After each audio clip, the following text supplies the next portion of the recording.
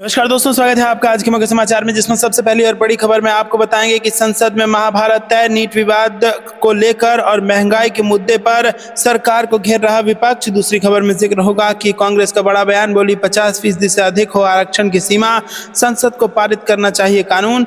खबर में आगे आपको बताएंगे कि पीएम मोदी ने मन की बात में जनता के मुद्दों का उल्लेख नहीं किया, पवन खेड़ा ने दिया ये बड़ा बयान। खबर में जिक्र होगा कि लोकसभा व राज्यसभा में जनता की आवाज दबाना चाहती है केंद्र सरकार, शैलजा ने दिया ये बयान। और खबर में आगे आपको बताएंगे कि बिहार विधानसभा चुनाव की तैयारियों में जुटे प्रशांत किशोर ने नीतीश पर साधा निशाना, कहा इस बार जनता कुर्सी से उतार फेंकेगी। दोस्तों, इसी प्रकार की तमाम बड़ी खबरें आपके लिए लेके आए हैं, लेकिन उससे पहले अगर आपको भी ऐसा लगता है कि सदन में अब विपक्ष मजबूत हो चुका है तो वीडियो कीजिए लाइक और चैनल को सब्सक्राइब करके बेल आइकन दबाकर कमेंट में लिखिए जय हिंद। रुक करते हैं सबसे पहली और बड़ी खबर की तरफ। सदन में महंगाई को लेकर और नीट विवाद को लेकर महाभारत तय, कई मुद्दों पर सरकार को घेरेगा विपक्ष। जी हां दोस्तों, 18वीं लोकसभा के पहले सत्र के दूसरे सप्ताह में भाजपा नीत एनडीए सरकार और विपक्ष के बीच तीखी नोकझोंक की संभावनाएं हैं। आपको बता दें कि 1 जुलाई को संसद की बैठक फिर शुरू हो रही है, जिसमें नीट पेपर लीक विवाद, अग्निपथ योजना और महंगाई जैसे मुद्दों पर गर्मागर्म बहस हो रही है। इससे पत्र के पहले सप्ताह में विपक्ष नीट पेपर लीक विवाद को लेकर सरकार पर हमलावर था और विपक्ष ने मुद्दे पर आगे भी बहस की मांग की है। सत्र की शुरुआत राष्ट्रपति के अभिभाषण पर धन्यवाद प्रस्ताव पर बहस से हो रही है। भाजपा हमीरपुर के सांसद अनुराग ठाकुर इस बहस की शुरुआत कर रहे हैं, जबकि भाजपा की दिवंगत नेता सुषमा स्वराज की बेटी और पहली बार सांसद बनी बांसुरी स्वराज भी इस बहस में हिस्सा ले रही हैं। लोकसभा में इस बहस के लिए 16 घंटे आवंटित किए गए हैं, जो मंगलवार को प्रधानमंत्री नरेंद्र मोदी के जवाब के साथ समाप्त होगा। वहीं राज्यसभा में बहस के लिए 21 घंटे आवंटित किए गए हैं, जिसमें प्रधानमंत्री बुधवार को शामिल हो सकते हैं। संसद सत्र के पहले हफ्ते में विपक्षी दलों ने नीट यूजी परीक्षा लीक मामले को लेकर जोरदार हंगामा किया। शुक्रवार को लोकसभा और राज्यसभा दोनों में कई बार कार्यवाही स्थगित हुई और कांग्रेस और अन्य विपक्षी दलों ने नीट यूजी विवाद पर बहस की मांग की, लेकिन स्पीकर ने ये कहते हुए अनुरोध को खारिज कर दिया कि जब सदन को राष्ट्रपति के अभिभाषण पर धन्यवाद प्रस्ताव लेना है तो किसी अन्य मुद्दे पर चर्चा का कोई प्रावधान नहीं है। कांग्रेस नेता राहुल गांधी ने नीट यूजी मुद्दे को उठाने की कोशिश की, लेकिन उनका माइक बंद होने के बाद सदन में हंगामा शुरू हो गया। कांग्रेस सांसद दीपेंद्र हुड्डा ने कहा कि देश में लगातार पेपर लीक होने से युवाओं का भविष्य खराब हो रहा है और हमने इस पर चर्चा की मांग की थी, और जब सदन में यह मुद्दा उठाया गया तो माइक बंद कर दिया गया। राज्यसभा में भी जोरदार विरोध प्रदर्शन हुआ। विपक्ष के नेता मल्लिकार्जुन खड़गे भी साथी सदस्यों के साथ सदन के वेल में आ गए। उपराष्ट्रपति और सभापति जगदीप धनखड़ ने कहा कि उन्हें खड़गे के कृत्य से दुख हुआ है। बाद में विपक्षी सदस्यों ने सदन से वॉकआउट कर दिया। खड़गे ने कहा कि हम सरकार का ध्यान उन लाखों छात्रों की चिंताओं की ओर आकर्षित करने का प्रयास कर रहे हैं जो परीक्षा में शामिल हुए थे और अब सीबीआई पेपर लीक के आरोपों की जांच कर रही है। रुक करते हैं अगली ब्रेकिंग न्यूज की तरफ। कांग्रेस बोली 50% से अधिक हो आरक्षण की सीमा, संसद को पारित करना चाहिए कानून। जी हां दोस्तों, कांग्रेस ने रविवार को कहा कि संसद को एक कानून पारित करना चाहिए ताकि आरक्षण की सीमा 50% से अधिक हो सके। विपक्षी पार्टी की ओर से यह बयान तब सामने आया जब एक दिन पहले जेडीयू ने बिहार में आरक्षण की सीमा को 9वीं अनुसूची में शामिल करने की मांग की। जनता दल यूनाइटेड की राष्ट्रीय कार्यकारिणी की शनिवार को बैठक हुई और इसमें पार्टी ने उच्च न्यायालय के हालिया उस फैसले पर चिंता जताई जिसमें बिहार सरकार के अनुसूचित जाति, अनुसूचित जनजाति और अन्य पिछड़ा वर्ग के आरक्षण की सीमा 50% से बढ़कर 65% कर दी गई। बैठक में एक राजनीतिक प्रस्ताव भी पारित किया गया है, जिसमें जेडीयू ने भाजपा के नेतृत्व वाली केंद्र सरकार से राज्य के कानून को संविधान की 9वीं अनुसूची में डालने का अनुरोध किया ताकि उनकी न्यायिक समीक्षा की संभावना खारिज की जा सके।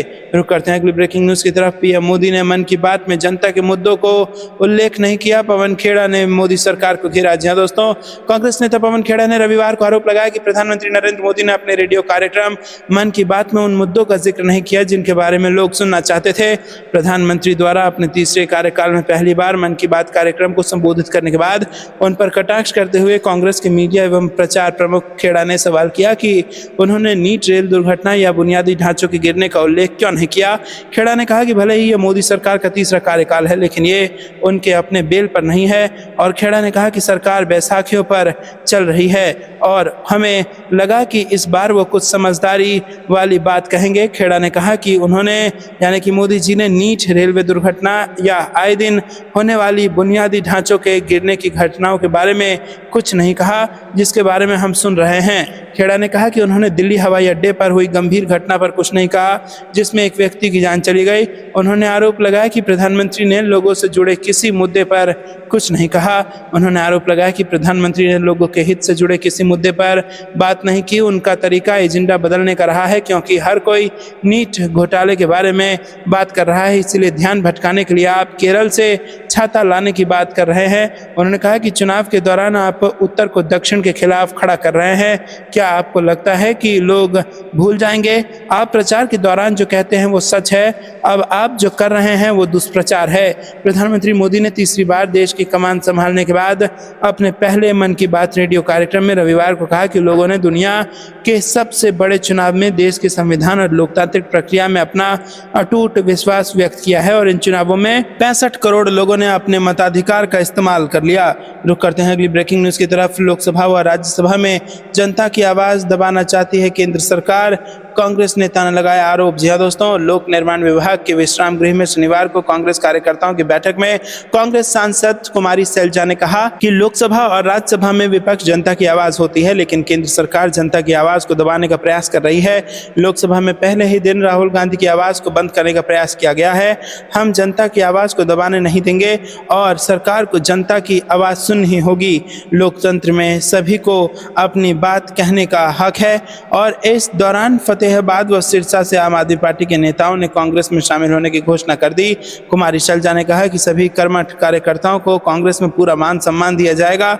सभी पार्टी के लिए अच्छा काम करें और अच्छा काम करने वालों की पार्टी में कभी अनदेखी नहीं होगी। उन्होंने कहा कि लोकसभा चुनाव 36 बिरादरी के लोगों ने अपना चुनाव समझकर एकजुटता से लड़ा और भारी बहुमत से मुझे चुनाव में कामयाबी दिलाई। ठीक इसी प्रकार अब विधानसभा चुनाव में एकजुटता से काम करते हुए पार्टी के प्रत्याशियों को जिताएं, ताकि हरियाणा में अब कांग्रेस की सरकार बन सके। उन्होंने कहा कि कांग्रेस की सरकार बनने पर सभी को उनका हक दिया जाएगा, वंचितों को उनका हक दिलाया जाएगा, चाहे वो किसी भी वर्ग से हो। यह अधिकार हमें बाबा साहेब अम्बेडकर के संविधान के तहत दिए गए हैं। बीजेपी का इसमें कोई योगदान नहीं है। उन्होंने कहा कि कांग्रेस पार्टी ने अनेक योजनाएं शुरू करके लोगों को लाभ देने का काम किया था। गरीब लोगों को भूखंड देने की शुरुआत भी कांग्रेस पार्टी नहीं कही थी। और दोस्तों, उन्होंने कहा है कि हरियाणा में कांग्रेस की सरकार बनने के बाद नौकरियों में हो या किसी अन्य योजनाओं के माध्यम से हो, लोगों को उनका हक दिया जाएगा और इसके लिए हम सबको पूरी ताकत के साथ विधानसभा चुनावों तक काम करना होगा।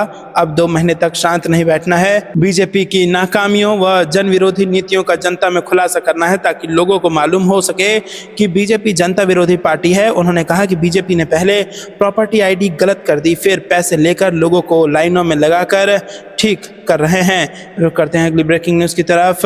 बिहार विधानसभा चुनाव की तैयारियों में जुटे प्रशांत किशोर ने नीतीश पर साधा निशाना कहा, इस बार जनता कुर्सी से उतार फेंकेगी। जी हां दोस्तों, लोकसभा चुनाव समाप्त होने के बाद अब 2025 में होने वाले बिहार विधानसभा चुनाव की तैयारियां सभी पार्टियों ने शुरू कर दी है और इसी क्रम में सियासत में कदम रखने जा रहे चुनावी रणनीतिकार प्रशांत किशोर अब मुख्यमंत्री नीतीश कुमार के खिलाफ आक्रामक हो रहे हैं।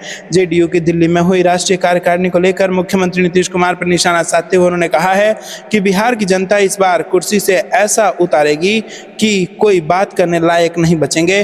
प्रशांत किशोर ने कहा है कि लोकसभा चुनाव में बिहार में अगर भाजपा को बड़ी बहुमत मिली जाती तो नीतीश कुमार की कहानी हमेशा के लिए खत्म कर देती और अपनी पार्टी के नेता को मुख्यमंत्री की कुर्सी पर बैठा देती। बिहार की जनता को लगता है कि भाजपा को नया मुख्यमंत्री बनाना है, तो क्यों ना इसी को मौका दिया जाए। दोस्तों, उन्होंने कहा कि नियति और पदयात्रा की ताकत देखिए, ऊपर वाले ने ऐसी व्यवस्था कर दी है कि मुख्यमंत्री नीतीश कुमार नहीं रहेंगे। बिहार की जनता भी चाह रही है कि 2025 के बाद नीतीश कुमार नहीं चाहिए। बिहार के युवाओं को अगर मजदूरी करने दूसरे राज्यों में नहीं जाना है तो इसके लिए नीतीश कुमार को हराना ही होगा और जनता इस बार नीतीश कुमार को कुर्सी से ऐसा उतारेगी कि वो बात करने लायक भी नहीं बचेंगे। उन्होंने कहा कि सही नियत से किया गया काम कभी बेकार नहीं जाता और इस आधार पर उन्होंने अपनी जन सुराज पदयात्रा के सफल होने की आशा जताई। प्रशांत किशोर ने कहा कि देखिए कैसी विडंबना है कि नीतीश कुमार हर स्थिति में कुर्सी पर बैठे हुए हैं, लेकिन अब इनकी स्थिति सबसे अधिक बुरी हो जाएगी। दूसरी तरफ जेडीयू के नेताओं का कहना है कि 2024 के लोकसभा चुनाव नतीजों ने देश की राजनीति में स्पष्ट कर दिया है कि नीतीश कुमार अभी भी महत्वपूर्ण हैं। जो लोग सोचते थे कि नीतीश कुमार की प्रासंगिकता खत्म हो गई है, इस बार के चुनाव ने दिखा दिया है कि नीतीश कुमार की प्रासंगिकता आज भी बनी हुई है और प्रशांत किशोर अपनी जन स्वराज पार्टी बनाने जा रहे हैं। दोस्तों, आपको क्या कुछ लगता है कमेंट में जरूर बताइए। वीडियो को लाइक नहीं किया तो लाइक जरूर कीजिएगा। रुक करते हैं अगली ब्रेकिंग न्यूज की तरफ। नीट यूजी के मामले पर पीएम मोदी की चुप्पी पर कांग्रेस ने खड़े किए सवाल। कहा, सरकार ने सुप्रीम कोर्ट में इस विषय को लेकर झूठ बोला। जी हां दोस्तों, कांग्रेस ने मेडिकल प्रवेश परीक्षा नीट यूजी में कथित अनियमितता को लेकर शनिवार को दावा किया कि गुजरात के गोधरा में पेपर लीक होने का मामला स्पष्ट हो चुका है और इसके बावजूद सरकार ने उच्चतम न्यायालय में इस विषय को लेकर झूठ बोला है।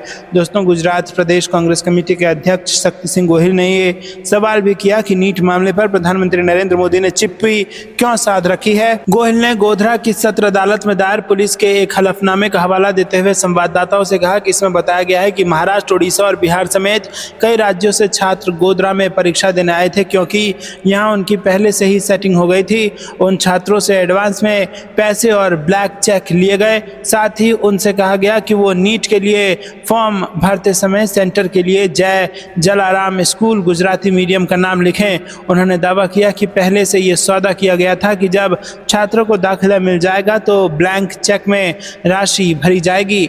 गोहिल ने आरोप लगाया कि पेपर लीक मामले का पहला आरोपी तुषार भट्ट है, जो जय जलाराम स्कूल में पढ़ाता है और नीट में परीक्षा केंद्र का डिप्टी सुपरिटेंडेंट था। दूसरा आरोपी पुरुषोत्तम महावीर प्रसाद है, जो इस स्कूल का प्रधान आचार्य है और इनका काम परीक्षा खत्म होते ही पेपर को बक्से में सील कर तुरंत कोरियर करना था, लेकिन इन्होंने परीक्षा खत्म होने के बाद बक्से खोलकर पेपर में सही उत्तर टिक किए और फिर बक्सों को भेजा। रुक करते हैं अगली ब्रेकिंग न्यूज की तरफ। जबलपुर एयरपोर्ट की छत ढहने का मामला। प्रियंका गांधी ने केंद्र सरकार पर साधा निशाना और लिखा कि ये भाजपा का चंदा लो और धंधा दो का भ्रष्टाचारी मॉडल है। जी हां दोस्तों, मध्य प्रदेश के जबलपुर एयरपोर्ट की छत ढहने की गूंज दिल्ली तक पहुंच गई है। मामले को लेकर कांग्रेस महासचिव प्रियंका गांधी ने सोशल मीडिया पर केंद्र सरकार, खासकर मोदी पर सियासी निशाना साधा है। कांग्रेस महासचिव प्रियंका गांधी ने एक्स पर लिखा कि मार्च में पीएम मोदी ने टर्मिनल 1 का उद्घाटन किया था और आज उसकी छत ढह गई है, जिसमें एक कैब ड्राइवर की दुखद मौत हो गई है। इस तरह 3 महीने पहले पीएम ने जबलपुर एयरपोर्ट का उद्घाटन किया था और उसकी भी छत ढह गई थी। अयोध्या में निर्माण कार्यों के खस्ता हाल को पूरा देश दुखी है और ये भाजपा का चंदा लो और धंधा दो का भ्रष्टाचारी मॉडल है, जिससे अब पर्दा उठ चुका है। उन्होंने पीएम पर कटाक्ष करते हुए सवाल उठाया कि प्रधानमंत्री, उद्घाटन मंत्री जी क्या इन घटिया निर्माण कार्यों और इस भ्रष्टाचारी मॉडल की जिम्मेदारी लेंगे। दोस्तों, आपको बता दें कि यहाँ पर जो ट्वीट उन्होंने किया है प्रियंका गांधी ने, उसमें लिखा है कि मार्च में प्रधानमंत्री जी ने दिल्ली एयरपोर्ट टर्मिनल 1 का उद्घाटन किया था। आज उसकी छत ढह गई, जिसमें एक कैब ड्राइवर की दुखद मौत हो गई है और 3 महीने पहले प्रधानमंत्री जी ने जिस जबलपुर एयरपोर्ट का उद्घाटन किया था उसकी भी छत ढह गई और अयोध्या में निर्माण कार्यों के खस्ता हाल पर पूरा देश दुखी है। दोस्तों, यहाँ पर चंदा दो और धंधा लो का भ्रष्टाचारी मॉडल का जिक्र किया है प्रियंका गांधी ने और बीजेपी को इस खस्ता हाल इंफ्रास्ट्रक्चर को लेकर जबरदस्त तरीके से घेरा है। आपको क्या कुछ लगता है कमेंट में जरूर बताइए। वीडियो को लाइक नहीं किया तो लाइक जरूर कीजिएगा। रुक करते हैं अगली ब्रेकिंग न्यूज की तरफ। बिहार को दें विशेष राज्य का दर्जा या स्पेशल पैकेज। कार्यकारिणी की बैठक में जेडीयू ने केंद्र से कर दी है बड़ी मांग। जी हां दोस्तों, जनता दल यूनाइटेड कार्यकारिणी की बैठक में केंद्र के सामने बड़ी मांग रख दी गई है और नीतीश कुमार की अगुवाई में हुई बैठक में बिहार को विशेष राज्य का दर्जा या स्पेशल पैकेज देने की मांग की गई है। इस बाबत प्रस्ताव पारित किया गया है। बता दें कि ये बैठक नई दिल्ली के कॉन्स्टिट्यूशनल क्लब में आयोजित की गई थी, जिसमें संजय झा को जेडीयू का कार्यकारी राष्ट्रीय अध्यक्ष भी बनाने का फैसला किया गया है। जेडीयू की इस बैठक में इस बात पर जोर दिया गया है कि बिहार को लंबे समय से विशेष राज्य के दर्जे का इंतजार है और राज्य के आर्थिक विकास के लिए ये बेहद जरूरी हो गया है। बैठक के बाद मीडिया से बात करते हुए एक सीनियर जेडीयू नेता ने कहा कि बिहार के लिए विशेष राज्य के दर्जे की मांग कोई नई बात नहीं है। बिहार की चुनौतियों से निपटने और विकास के रास्ते पर आगे बढ़ने के लिए ये मांग लंबे समय से की जाती रही है।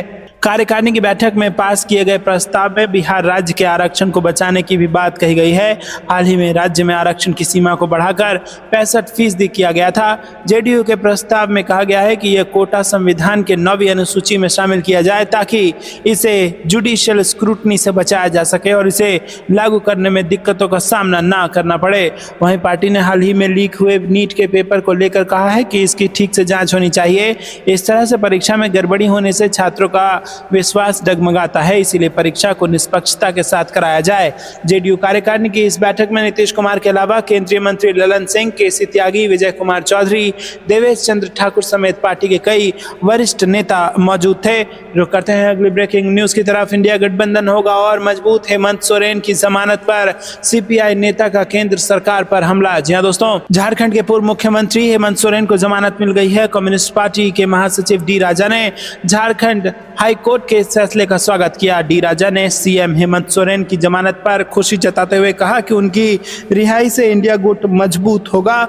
डी राजा ने कहा कि जब उन्हें गिरफ्तार किया गया तो हम सहमत नहीं थे। केंद्र सरकार विपक्षी दलों को निशाना बनाने, उन्हें डराने और उनकी गतिविधियों को पंगु बनाने के लिए केंद्रीय एजेंसियों का इस्तेमाल कर रही है। डी राजा ने आगे कहा कि न्याय की जीत होगी और सच्चाई की जीत होगी। वो इंडिया ब्लॉक के महत्वपूर्ण नेताओं में से एक हैं। उनकी रिहाई से इंडिया ब्लॉक मजबूत होगा ताकि अलोकतांत्रिक दक्षिणपंथी ताकतों को हराया जा सके और लोगों के अधिकारों की रक्षा की जा सके। जेएमएम सांसद महुआ माझी ने भी इस मामले में अपना बयान दिया था। उन्होंने कहा कि 2014 के बाद राज्य में बीजेपी की सरकार बनी और हेमंत सोरेन ने कई रैलियां की, जनता ने उनका साथ दिया और उन्होंने सरकार बनाई। दोस्तों, आपको बता दें कि महुआ माझी ने आगे कहा कि हेमंत सोरेन झारखंड में काफी लोकप्रिय नेता हैं। लोकसभा चुनाव में उनकी अनुपस्थिति के बावजूद जनता ने हमारा समर्थन किया। जेल से उनकी रिहाई के बाद काफी उत्साह है। बता दें कि हेमंत सोरेन को प्रवर्तन निदेशालय ने जनवरी को कथित जमीन घोटाले और मनी लॉन्ड्रिंग से संबंधित आरोप में गिरफ्तार कर लिया था। रुक करते हैं अगली ब्रेकिंग न्यूज की तरफ। मोदी शाह के लिए सिरदर्द बनेंगे बीजेपी के 2 दिग्गज नेता, अचानक पढ़ाने लगे राजनीति की ABCD। जी हाँ दोस्तों, बिहार भाजपा के 2 दिग्गज नेता वर्षों तक विधायक, सांसद एवं विधान पार्षद के अलावा यहाँ पर केंद्रीय मंत्री भी रहे हैं और राज करने के बाद अब वो पार्टी को राजनीति सिखाने लगे हैं। ये दोनों नेता बीजेपी की टॉप लीडरशिप यानी पीएम मोदी, अमित शाह की भी टेंशन बढ़ा सकते हैं। विधान परिषद में कार्यकाल पूरा होते ही पूर्व केंद्रीय मंत्री संजय पासवान कह रहे हैं कि भाजपा बिहार में लोकसभा की 12 सीटों पर मुख्यमंत्री नीतीश कुमार के कारण विजय रही है। दूसरी तरफ पूर्व केंद्रीय मंत्री अश्विनी चौबे अब पार्टी को 2025 का विधानसभा चुनाव नीतीश से अलग होकर अकेले लड़ने की सीख देने के लगे हैं और पार्टी में पहुंच पकड़ वाले पद से किनारे हुए दिग्गजों के बड़बोलेपन के निहितार्थ को राष्ट्रीय जनतांत्रिक गठबंधन के नेता और साथ विपक्ष एवं जनता भी समझ रही है। दोस्तों, आपको क्या कुछ लगता है कमेंट में जरूर बताइए। वीडियो को लाइक नहीं किया तो लाइक जरूर कीजिएगा। अगली ब्रेकिंग न्यूज की तरफ। लद्दाख में 5 जवान हुए शहीद। कांग्रेस नेता मल्लिकार्जुन खड़गे ने व्यक्त किया दुख और बोले उनकी सेवा को सलाम। जी हाँ दोस्तों, आपको बता दें कि लद्दाख के श्योक नदी में जलस्तर के बढ़ जाने के कारण 5 जवान शहीद हो गए हैं। दरअसल शुक्रवार की रात से लद्दाख के दौलत बेग ओल्डी इलाके में सैन्य अभ्यास चल रहा था। इसमें भारतीय सेना के T-72 टैंक का अभ्यास चल रहा था। उसी दौरान 2 टैंक एक साथ श्योक नदी को पार कर रहे थे और नदी को पार करने के दौरान नदी का जलस्तर बढ़ गया और इस दौरान एक टैंक तो किसी तरह निकल गया, लेकिन दूसरा टैंक श्योक नदी के अंदर ही फंस गया। इस घटना को लेकर कांग्रेस पार्टी के राष्ट्रीय अध्यक्ष मल्लिकार्जुन खड़गे ने शोक व्यक्त किया है। 5 जवानों की शहादत पर मल्लिकार्जुन खड़गे ने जताया दुख। जी हाँ दोस्तों, कांग्रेस अध्यक्ष मल्लिकार्जुन खड़गे ने लद्दाख में श्योक नदी में अचानक आई बाढ़ के कारण T-72 टैंक के डूब जाने से 5 सैनिकों की मौत होने पर शनिवार को गहरा दुख व्यक्त किया। खड़गे ने सोशल मीडिया मंच एक्स पर पोस्ट किया कि लद्दाख में T-72 टैंक को नदी पार कराते समय एक JCO जूनियर कमीशन्ड ऑफिसर सहित भारतीय सेना के 5 बहादुरों की मौत होने की घटना से बहुत दुखी हूं। उन्होंने कहा कि इस दर्दनाक त्रासदी के चलते जान गंवाने वाले सेना के जवानों के परिवारों के प्रति हम संवेदना व्यक्त करते हैं और देश दुख की इस घड़ी में अपने बहादुर सैनिकों की अनुकरणीय सेवा को एकजुट होकर सलाम करता है। लद्दाख के न्योमाचुसुल क्षेत्र में वास्तविक नियंत्रण रेखा के पास श्योक नदी में शुक्रवार देर रात अचानक आई बाढ़ के कारण T-72 टैंक पर सवार एक जूनियर कमीशन्ड ऑफिसर समेत 5 सैन्य कर्मी डूब गए। बता दें कि रात के अभ्यास के दौरान पानी के अंदर से टैंक के निकलने की प्रक्रिया को रिपोर्टिंग कहते हैं। और रात में टैंक के अभ्यास के दौरान जैसे ही जवानों ने देखा कि दूसरा टैंक पानी में डूब रहा है, उसी दौरान 2 जवान पहले टैंक की तरफ भागे और उन्होंने उसे बचाने की कोशिश की। और इसी दौरान पहले T-72 टैंक, जिसके अंदर एक JCO और 2 जवान मौजूद थे, वो पूरी तरह पानी में डूब गए और 2 और जवानों ने उन्हें बचाने की कोशिश की। इस तरह हादसे में JCO समेत कुल 5 जवान शहीद हो गए हैं। दोस्तों, रुक करते हैं अगली ब्रेकिंग न्यूज की तरफ। नीट पेपर लीक पर संसद में संग्राम, कांग्रेस ने लगाया लोकसभा में राहुल गांधी का माइक बंद करने का आरोप। जी हां दोस्तों, नीट विवाद पर बहस कराने की जिद पर अड़ा कांग्रेस के नेतृत्व वाला इंडिया गुट और बीजेपी के नेतृत्व वाला एनडीए शुक्रवार को संसद में एक दूसरे के आमने सामने आ गए। और यहां पर कथित पेपर लीक पर चर्चा की मांग को लेकर विपक्ष के हंगामे के बीच लोकसभा अध्यक्ष ओम बिरला ने सदन की कार्रवाई सोमवार तक के लिए स्थगित कर दी है। इस बीच कांग्रेस सांसद दीपेंद्र हुड्डा ने दावा किया कि लोकसभा में विपक्ष के नेता राहुल गांधी का माइक बंद होने के बाद हंगामा हुआ।